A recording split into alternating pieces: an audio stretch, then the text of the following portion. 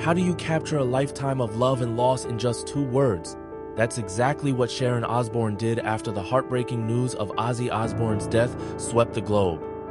Her reply, simply "bless you," was posted beneath Gavin Rossdale's Instagram tribute to her late husband.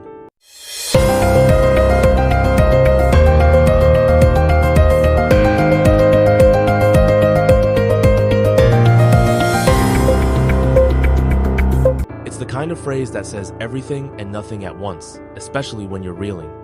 Now, you might be wondering, why does such a brief statement matter? In the media whirlwind, Sharon's silence had been deafening until this small, powerful acknowledgement. Bless you. It's part gratitude, part benediction, echoing through the digital outpouring from fans and rock royalty alike. This moment sets the tone for the Osbourne family's public grief and stands as a testament to the weight of collective mourning. Let me tell you a story. When icons fall, their families often face a tidal wave of attention. Sharon's 2 words cut through the noise, signaling both personal devastation and communal gratitude. It's a public moment, but it's also deeply private, an interplay familiar to anyone who's lost someone in the spotlight. In journalism, this is what we call a statement of record.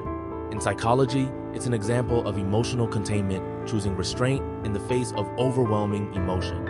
Sharon's comment becomes both shield and beacon as tributes pour in from every corner of the music world. So, what happens next for the Osbournes and for the millions who called Ozzy their own? Sharon's silence, then her blessing, marks the first line in the new chapter none of them wanted to write. As we track this story, remember, sometimes the smallest responses echo the loudest. Behind Sharon's simple phrase is a love story as storied as rock and roll itself. Did you know Sharon met Ozzy at just 18 through her father, Don Arden, Black Sabbath's legendary manager? That's industry royalty. Their relationship became a saga of endurance, marked by addiction, infidelity, and health crises, terms we could file under adversity and recovery, but that barely scratched the surface. Now you might be thinking, how did they survive so much? Ozzy himself once said, "If it wasn't for Sharon, I'd be long dead." That's not hyperbole, that's history. Sharon managed not only his career, navigating the complexities of contract negotiations and public relations, but also his survival.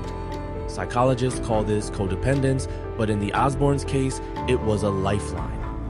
Let me paint the picture. They split in 2016, a moment many thought was the end. But on their 40th anniversary, Sharon called Ozzy her friend, lover, husband, and soulmate. That's more than romance, that's resilience. A word we throw around in newsrooms but rarely see lived out so publicly. The arc of their story isn't just about endurance, it's about transformation. Together, they weathered storms that would have sunk most, emerging as partners, parents, and icons in their own right. As we remember Ozzy, Sharon's journey reminds us that sometimes the hardest battles are fought off stage and the greatest tributes are lived, not spoken. When a legend passes, the world stops to remember. That's exactly what happened after news of Ozzy's death broke. Tributes poured in from every corner of the music universe. Tony Iommi, Geezer Butler, and Bill Ward, his Black Sabbath bandmates, called him "our brother." In musical terms, that's a bond forged through decades of collaboration and, yes, creative friction, a little like harmonic resonance in physics, where different notes combine to create something unforgettable. Elton John remembered Ozzy as one of the funniest people I've ever met. Metallica credited him for transforming our lives. That's not just flattery, that's legacy. Jason Momoa, who hosted Ozzy's final performance July 5, posted a gratitude-filled farewell, while Sammy Hagar revealed Ozzy played that last show close to death. Now, you might be thinking, do these tributes really matter to the family? The answer is yes, and not just emotionally. In public relations, this is known as reputation capital. Each tribute adds to the mythos, ensuring Ozzy's impact endures long after the headlines fade. Fans too are making their feelings known. Flowers blanket his Hollywood Walk of Fame star, while Birmingham fans have gone so far as to get Black Sabbath tattoos. Dolly Parton, ever the wit, joked at the farewell concert, "I'll be surprised if you don't show up somewhere else." This wave of mourning isn't just nostalgia, it's collective memory in action. The music world has lost a giant. But, as these tributes show, legends never truly leave us. They echo on, riff after riff. So where does this leave us? In the wake of Ozzy's passing and Sharon's silent strength, we're left with a legacy, a word often used, but rarely felt so keenly. Ozzy wasn't just the Prince of Darkness. He was a cultural disruptor, someone who rewrote the rules of rock with every power chord. In pop culture, that's called brand reinvention. In family systems theory, it's about generational impact. Let me take you back. The Osbournes' love story defied every odd, outlasting scandal and sickness. Sharon's unwavering presence helped steer Ozzy through Parkinson's disease, a neurodegenerative disorder that tests every family's limits. They faced their darkest days together, redefining what it means to love fiercely and publicly.